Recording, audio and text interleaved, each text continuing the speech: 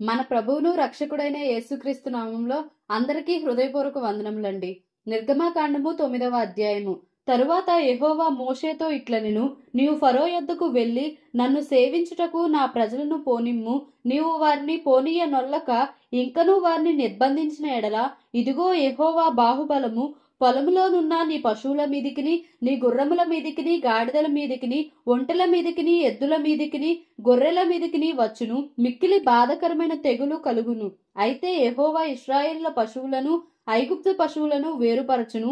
ఇశ్రాయేలుకున్న వాటన్నిటిలో ఒక్కటైనను చావదని హెబ్రీల దేవుడగు యెహోవా సెలవిచ్చుచున్నాడని అతనితో చెప్పుమనెను. మరియు యెహోవా కాలము నిర్ణయించి, రేపు యెహోవా ఈ దేశములో ఆ కార్యము జరిగించుననెను. మరునాడు యెహోవా ఆ కార్యము చేయగా ఐగుప్తీయుల పశువులన్నీ చచ్చెను గాని ఇశ్రాయేలుల పశువుల్లో ఒకటియు చావలేదు.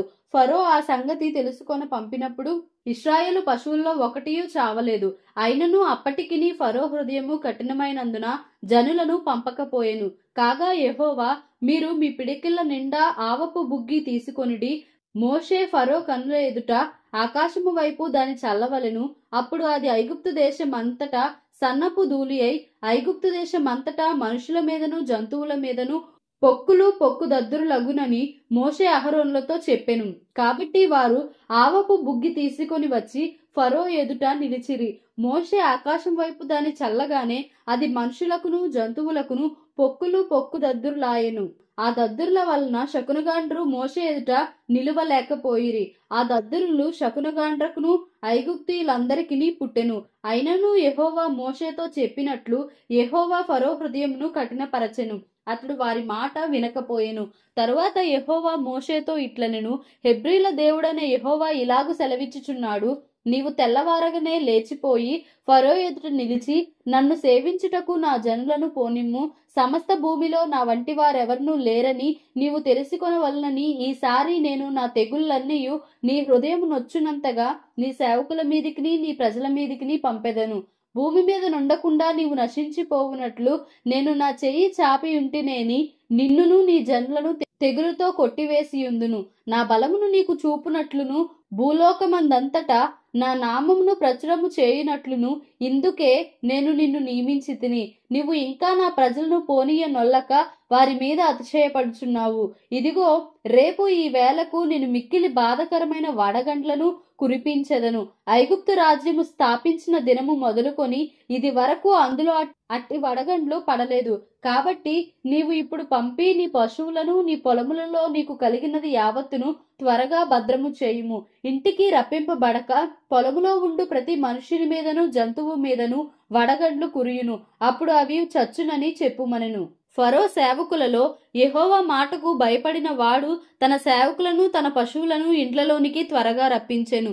అయితే యెహోవా మాట లక్ష్య పెట్టనివాడు తన పనివారిని తన పశువులను పొలములో ఉండనిచ్చెను. యెహోవా, నీ చెయ్యి ఆకాశం వైపు చూపుము. ఐగుప్తు దేశమందలి మనుషుల మీదను జంతువుల మీదను పొలముల కూరలన్నిటి మీదను వడగండ్లు ఐగుప్తు దేశం అంతటా పడునని మోషేతో చెప్పెను. మోషే తన కర్రను ఆకాశం వైపు ఎత్తినప్పుడు యెహోవా ఉరుములను వడగండ్లను కలుగజేయగా పిడుగులు భూమి మీద పడుచుండెను. యెహోవా ఐగుప్తు దేశం మీద వడగండ్లు కురిపించెను. అలాగు వడగండ్లును వడగండ్లతో కలిసిన పిడుగులను బహుబలమైన వాయెను. ఐగుప్తు దేశం అందంతటను అది రాజ్యమైనది మొదలుకొని ఎన్నడూనూ అట్టివి కలుగలేదు. ఆ వడగండ్లు ఐగుప్తు దేశం అందంతటా మనుషులనేమి జంతువులనేమి బయటనున్నది యావత్తును నశింపచేసెను. వడగండ్లు పొలములోని ప్రతి కూరను చెడగొట్టెను. పొలములోని ప్రతి చెట్టును విరుగగొట్టెను. అయితే ఇశ్రాయేలీయులున్న గోషెను దేశములో మాత్రము వడగండ్లు పడలేదు. ఇది చూడగా ఫరో మోషే అహరోనులను పిలువనంపి, నేను ఈసారి పాపము చేసి ఉన్నాను. యెహోవా న్యాయవంతుడు, నేనును నా జనులను దుర్మార్గులము. ఇంత మట్టుకు చాలును. ఇకను బ్రహ్మాండమైన ఉరుములు వడగండ్లు రాకుండానట్లు యెహోవాను వేడుకొనిడి. మిమ్మును పోనిచ్చెదను. మిమ్మును ఇకను నిలుపనని వారితో చెప్పగా మోషే అతని చూచి, నేను ఈ పట్టణం నుండి బయలు వెళ్ళగానే నా చేతులు యెహోవా వైపు ఎత్తెదను. ఈ ఉరుములు మానును. ఈ వడగండ్లను ఇక మీదట పడవు. అందువలన భూమి యెహోవాదని నీకు తెలియబడును. అయినను నీవును నీ సేవకులను ఇకను దేవుడైన యెహోవాకు భయపడరని నాకు తెలిసి ఉన్నదనెను. అప్పుడు జనుప చెట్లు పువ్వులు పూసెను, యవల చేలు వెన్నులు వేసినవి గనుక జనుప యవల చేలును చెడగొట్టబడెను గాని గోధుమలు మెరప మొలకలు ఎదుగనందున అవి చెడగొట్టబడలేదు. మోషే ఫరోను విడిచి ఆ పట్టణం నుండి బయలు వెళ్లి యెహోవా వైపు తన చేతులు ఎత్తినప్పుడు ఆ యురుములను వడగండ్లను నిలిచిపోయెను. వర్షము భూమి మీద కురియుట మానెను. అయితే ఫరో వర్షమును వడగండ్లను ఉరుములను నిలిచిపోవుట చూచి అతడును అతని సేవకులను ఇంకా పాపము చేయుచు తమ హృదయములను కఠినపరచుకొనిరి. యెహోవా మోషే ద్వారా పలికినట్లు ఫరో హృదయము కఠినమాయెను. అతడు ఇశ్రాయేలీయులను పోనీయకపోయెను. నిర్గమకాండము 10వ అధ్యాయము. కాగా యెహోవా మోషేతో, ఫరో యొద్దకు వెళ్ళుము, నేనే యెహోవానని మీరు తెలుసుకొనున్నట్లును నేను చేయు సూచక క్రియలను ఐగుప్తీయుల ఎదుట కనుపరచుటకు నేను వారి ఎడల జరిగించిన వాటిని వారి ఎదుట కలుగజేసిన సూచక క్రియలను నీవు నీ కుమారునికి ప్రచురము చేయునట్లును నేను అతని హృదయమును అతని సేవకుల హృదయములను కఠినపరచితినెను. కాబట్టి మోషే అహరోనులు ఫరో యొద్దకు వెళ్లి అతనిని చూచి ఇలాగు చెప్పిరి, హెబ్రీల దేవుడగు యెహోవా సెలవిచ్చినదేమనగా, నీవు ఎన్నాళ్ల వరకు నాకు లొంగనొల్లకయుందువు? నన్ను సేవించుటకు నా జనులను పోనిమ్ము. నీవు నా జనులను పోనీయ నొల్లని ఎడల ఇదిగో రేపు నేను మిడతలను నీ ప్రాంతములలోనికి రప్పించెదను. ఎవడనూ నేలను చూడలేనంతగా అవి దాని కప్పును. తప్పించుకొనిన శేషమును అనగా వడగండ్ల దెబ్బను తప్పించుకొని మిగిలిన దానిని అవి తినివేయును. పొలములో మొలిచిన ప్రతి చెట్టును తినును. మరియు అవి నీ ఇండ్లలోను నీ సేవకులందరి ఇండ్లలోను ఐగుప్తీయులందరి ఇండ్లలోనూ నిండిపోవును. నీ పితరులు గాని నీ పితామహులు గాని ఈ దేశంలో నుండిన నాట నుండి నేటి వరకు అట్టి వాటిని చూడలేదని చెప్పి ఫరో ఎదుట నుండి బయలు వెళ్ళెను. అప్పుడు ఫరో సేవకులు అతని చూచి, ఎన్నాళ్ల వరకు వీడు మనకు ఉరిగా నుండును? తమ దేవుడైన యెహోవాను సేవించుటకు ఈ మనుషులను పోనిమ్ము. ఐగుప్తు దేశము నశించినదని నీకింకనూ తెలియదా అనిరి. మోషే అహరోనును ఫరో యొద్దకు మరలా రప్పింపబడగా అతడు, మీరు వెళ్లి మీ దేవుడైన యెహోవాను సేవించుడి, అందుకు ఎవరెవరు వెళ్ళుదురని వారిని అడిగెను. అందుకు మోషే, మేము యెహోవాకు పండుగ ఆచరింపవలెను గనుక మా కుమారులను మా కుమార్తెలను మా మందలను మా పశువులను వెంటబెట్టుకుని మా పిన్న పెద్దలతో కూడా వెళ్ళదమనను. అందుకతడు, యెహోవా మీకు తోడైయుండునా? నేను మిమ్మును మీ పిల్లలను పోనిచ్చేదనా? ఇదిగో మీరు దురాలోచన గలవారు పురుషులైన మీరు మాత్రము వెళ్లి యెహోవాను సేవించుడి, మీరు కోరినది అదే గదా అని వారితో అనగా ఫరో సమ్ముఖము నుండి వారు వెళ్ళగొట్టబడిరి. అప్పుడు యెహోవా మోషేతో, మిడతలు వచ్చినట్లు ఐగుప్తు దేశం మీద నీ చెయ్యి చాపుము. అవి ఐగుప్తు దేశం మీదకి వచ్చి ఈ దేశపు పైరులన్నిటినీ అనగా వడగండ్లు పాడు చేయని వాటినన్నిటినీ తినివేయునని చెప్పెను. మోషే ఐగుప్తు దేశం మీద తన కర్రను చాపగా యెహోవా ఆ పగలంతయు ఆ రాత్రి అంతయు ఆ దేశం మీద తూర్పు గాలిని విసరజేసెను. ఉదయమందు ఆ తూర్పు గాలికి మిడతలు వచ్చెను. ఆ మిడతలు ఐగుప్తు దేశం అంతటి మీదికి వచ్చి ఐగుప్తు సమస్త ప్రాంతములలో నిలిచెను. అవి మిక్కిలి బాధకరమైనవి. అంతకు మునుపు అట్టి మిడతలు ఎప్పుడునూ ఉండలేదు, తరువాత అట్టివి ఉండబోవు. అవి నేలంతయు కప్పెను. ఆ దేశంన చీకటి కమ్మెను. ఆ దేశపు కూరగాయలన్నిటినీ ఆ వడగండ్లు పాడు చేయని వృక్షఫలములన్నిటినీ అవి తినివేసెను. ఐగుప్తు దేశం అంతటా చెట్లే గాని పొలముల కూరయే గాని పచ్చని దేదియు మిగిలి ఉండలేదు.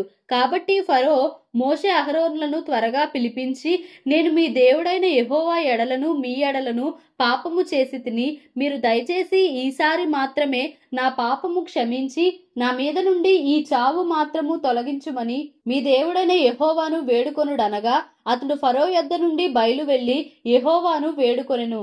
అప్పుడు యెహోవా గాలిని త్రిప్పి మహాబలమైన పడమటి గాలిని విసరజేయగా అది ఆ మిడతలను కొంచుపోయి ఎర్ర సముద్రంలో పడవేసెను. ఐగుప్తు సమస్త ప్రాంతములలో ఒక్క మిడతయైనను నిలువలేదు. అయినను యెహోవా ఫరో హృదయంను కఠినపరచెను. అతడు ఇశ్రాయేలీయులను పోనీయడాయెను. అందుకు యెహోవా మోషేతో, ఆకాశము వైపు నీ చెయ్యి చాపుము. ఐగుప్తు దేశం మీద చీకటి చేతికి తెలియనంత చిక్కని చీకటి కమ్మునెను. మోషే ఆకాశం వైపు తన చెయ్యి ఎత్తినప్పుడు ఐగుప్తు దేశం అంతయు 3 దినములు గాఢాంధకారమాయెను. 3 దినములు ఒకరినొకడు కనుగొనలేదు. ఎవడునూ తానున్న చోట నుండి లేవలేకపోయెను. అయినను ఇశ్రాయేళ్లకందరికీ వారి నివాసములలో వెలుగుండెను.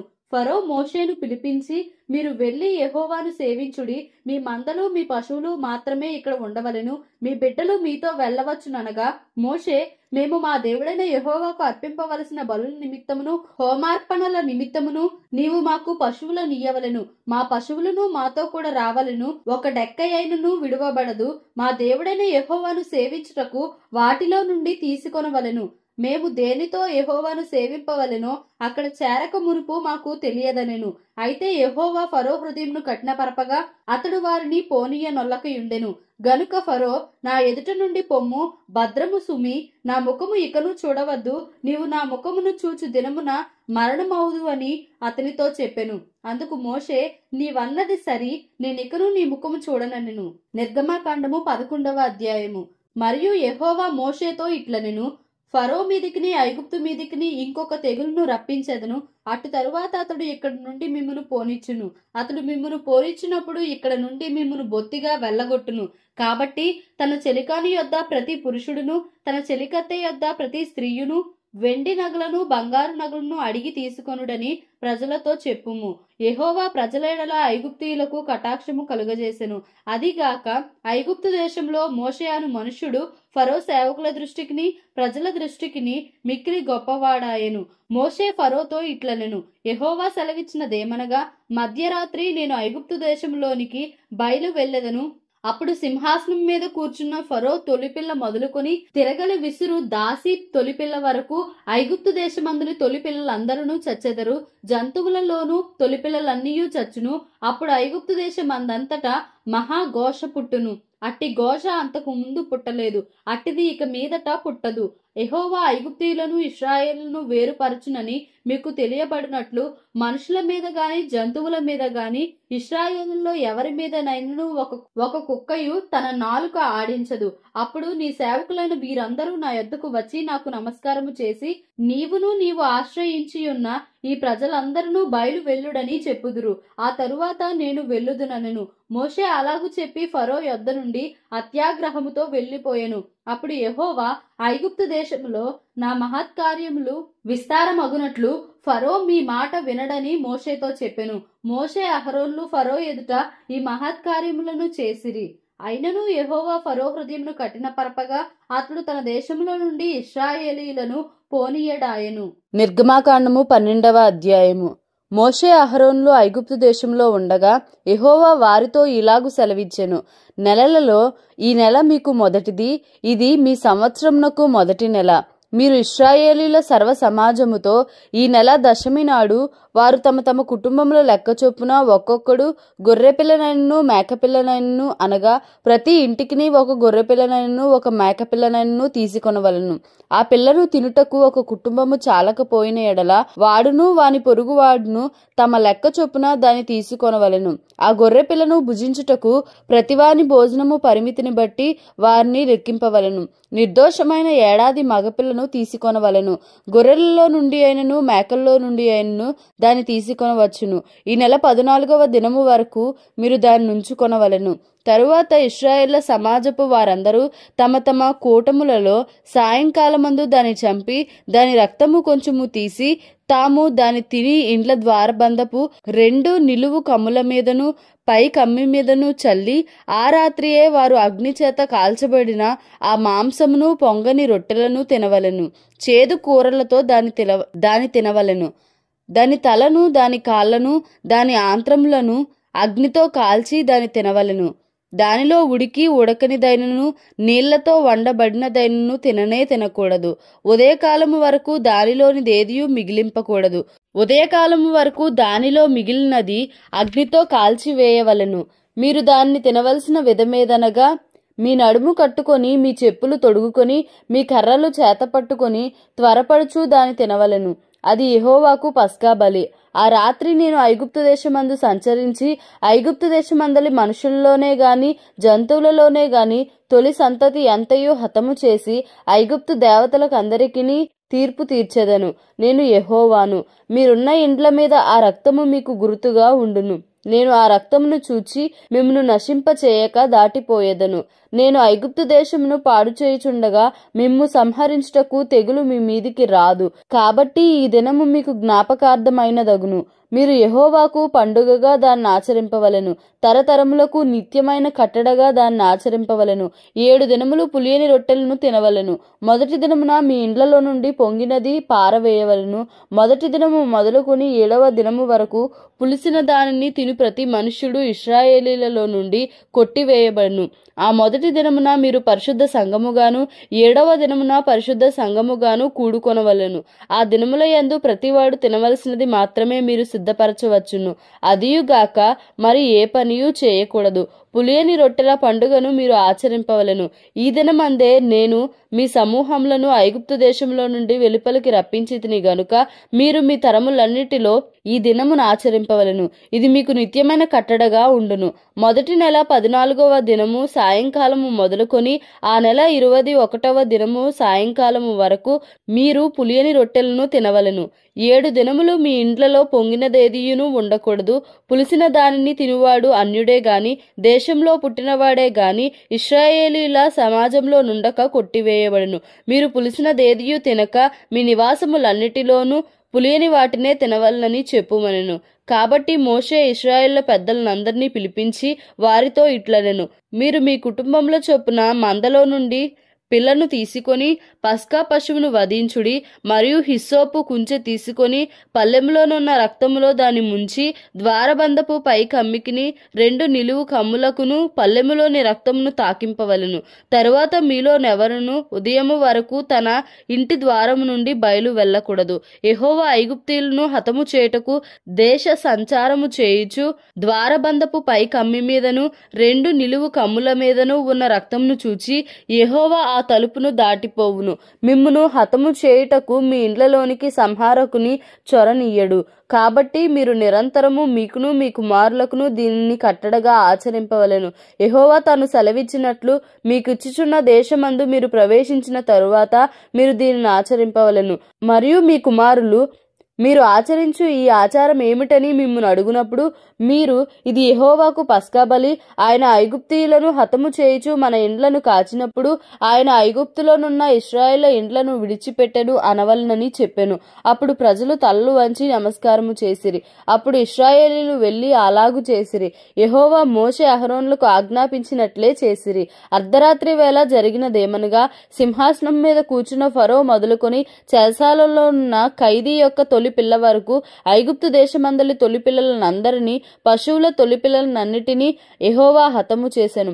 ఆ రాత్రి ఫరోయు అతని సేవకులందరూ ఐగుప్తీయులందరూ లేచినప్పుడు శవము లేని ఇల్లు ఒకటైనా లేకపోయినందున ఐగుప్తులో మహాఘోష పుట్టెను.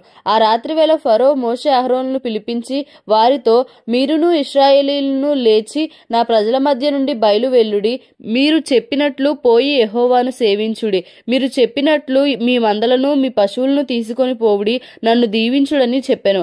ఐగుప్తీయులు మనమందరము చచ్చిన వారం అనుకొని తమ దేశంలో నుండి ప్రజలను పంపుటకు త్వరపడి వారిని బలవంతము చేసిరి. కాబట్టి ప్రజలు తమ పిండి ముద్దను తీసుకొని అది పులియక మునిపే పిండి పిసుకు తొట్లలో దాన్ని మూట కట్టుకొని తమ భుజముల మీద పెట్టుకొని పోయిరి. ఇశ్రాయేలీయులు మోషే మాట చొప్పున చేసి ఐగుప్తీయుల యొద్ద వెండి నగలను బంగారు నగలను వస్త్రములను అడిగి తీసుకొనిరి.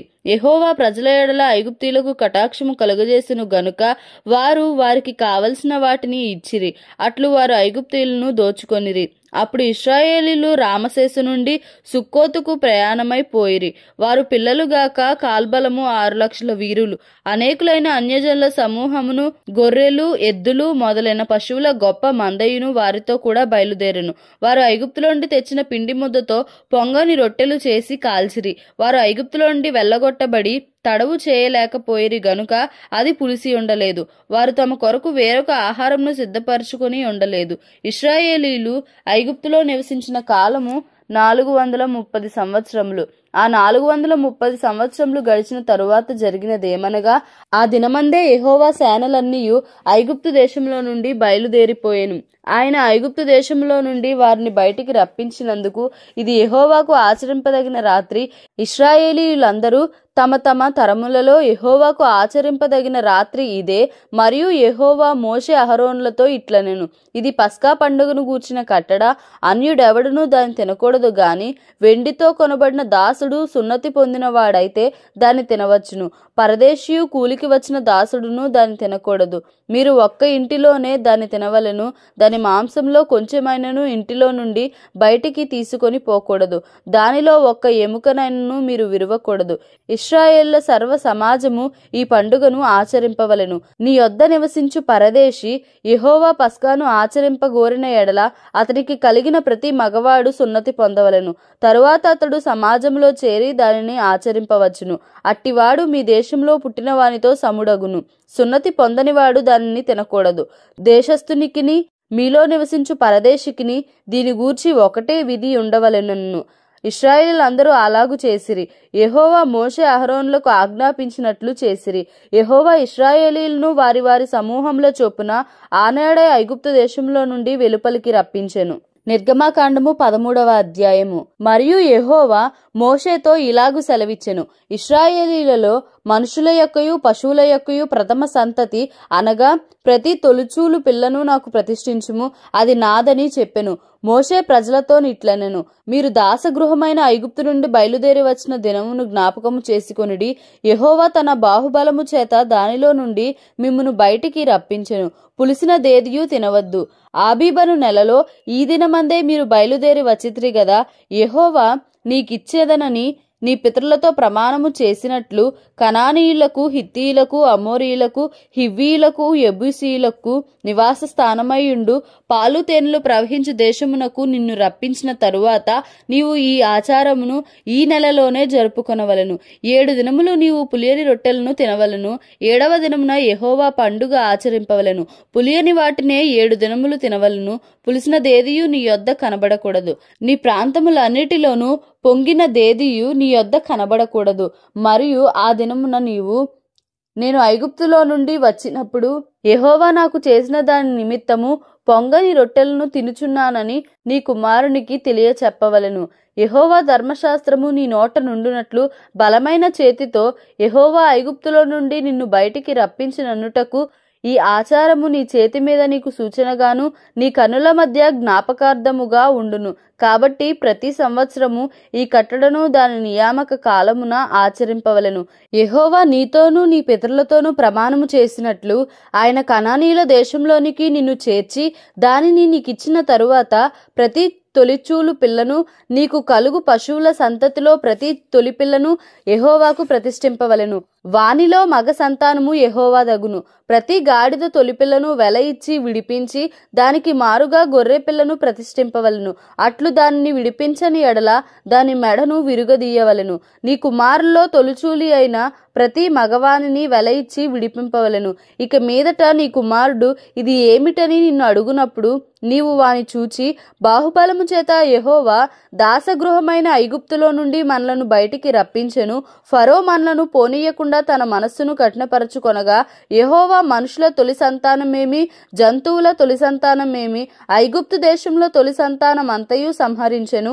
ఆ హేతువు చేతను నేను మగదైన ప్రతి తొలిచూలు పిల్లను యెహోవాకు బలిగా అర్పించుదును. అయితే నా కుమారులలో ప్రతి తొలి సంతానము వెల ఇచ్చి విడిపించుదునని చెప్పవలెను.